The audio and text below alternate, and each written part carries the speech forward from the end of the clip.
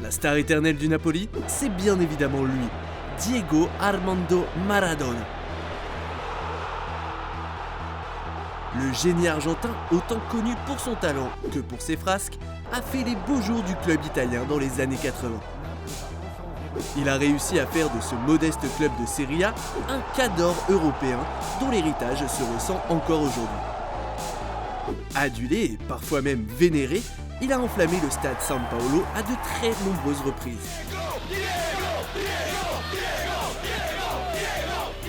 Retour sur les années de légende de Diego Maradona sous le maillot napolitain. Abonne-toi à notre chaîne, nous mettons en ligne de nouvelles vidéos toutes les semaines. Avant toute chose, revenons brièvement sur les débuts de Maradona. Né en Argentine à Lanús, il grandit dans une famille modeste et découvre le football dans la rue, avant d'être détecté par le club d'Argentino Junior en 1976, puis de signer en 1981 au Boca Junior et d'y briller, avant de rejoindre l'Europe en 1982 à Barcelone. En seulement 2 saisons chez les Blaugrana, il fait parler la poudre avec un total de 38 buts en 58 matchs, puis signe dans le club qui va faire sa légende en 1984, le SC Napoli. El Pibe de Oro débarque pour un montant record, pour l'époque, de 12 millions de dollars. Tout démarre pourtant difficilement pour l'Argentin.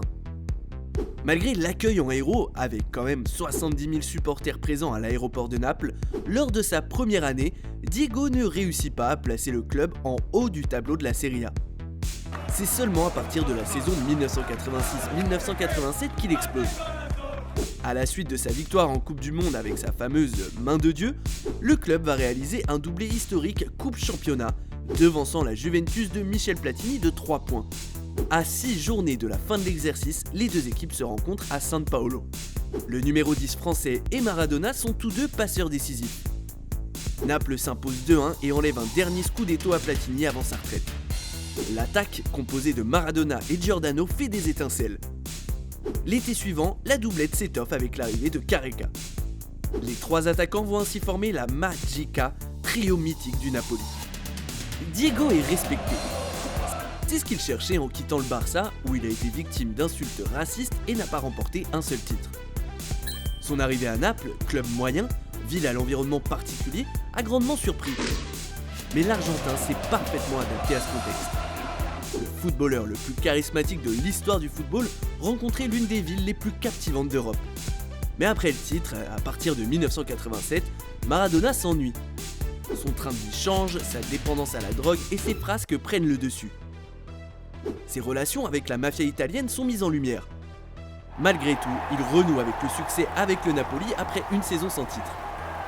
Le club remporte la Coupe de l'UEFA face aux Allemands de Stuttgart. Le magicien du foot y est encore pour beaucoup, mais également son association en attaque flamboyante aux côtés de Careca. Maradona est la star de cette équipe, mais il n'est pas seul.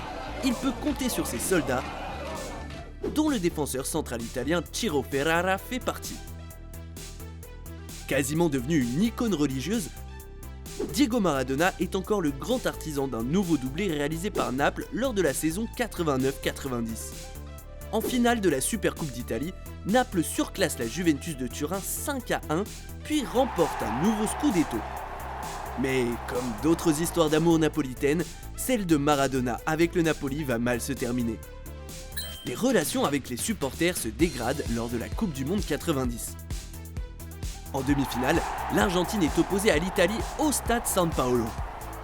Diego Maradona demande au peuple napolitain de soutenir l'Albiceleste. Les Argentins l'emportent au tir au but.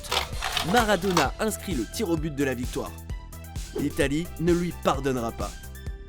Diego le Saint devient Diego le Diable. L'année suivante, El Pibe de Oro est contrôlé positif à la cocaïne lors d'un contrôle antidopage. Il est donc mis sur écoute par la police. Sa proximité avec des réseaux de prostitution est révélée au grand jour. Maradona est lâché par son club et par son pays. Arrivé en star 7 ans plus tôt, Diego Maradona quitte Naples en 1991 par la petite porte. El Pibe de Oro aura laissé une trace indélébile dans l'histoire de Naples. Il a fait connaître au club une des plus belles pages de son histoire et procuré aux supporters des émotions inoubliables.